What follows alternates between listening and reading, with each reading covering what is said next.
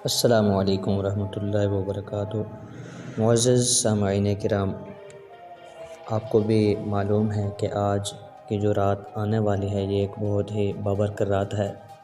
آئیے اسی والے سے کچھ عرض کرنا چاہوں گا کہ آج کی رات آپ نے کون سا وظیفہ کرنا ہے، کیا کرنا ہے۔ ایک حدیث پاک آپ کے گوش گزار کرتا ہوں۔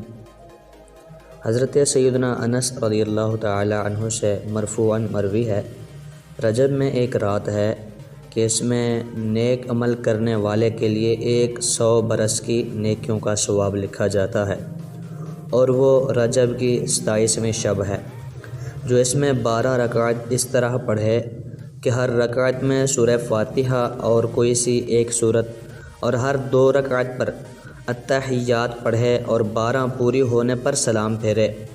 اس کے بعد 100 بار سبحان اللہ والحمد للہ ولا الہ الا اللہ واللہ اکبر پڑھے، پھر 100 بار استغفار، اس کے بعد پھر 100 بار درود شریف پڑھے، اور اپنی دنیا اور آخرت سے متعلق جس چیز کی چاہے دعا مانگے، اور صبح کو روزہ رکھے تو اللہ پاک اس کی سب دعائیں قبول فرمائے سوائے اس دعا کے جو گناہ کے لیے ہو۔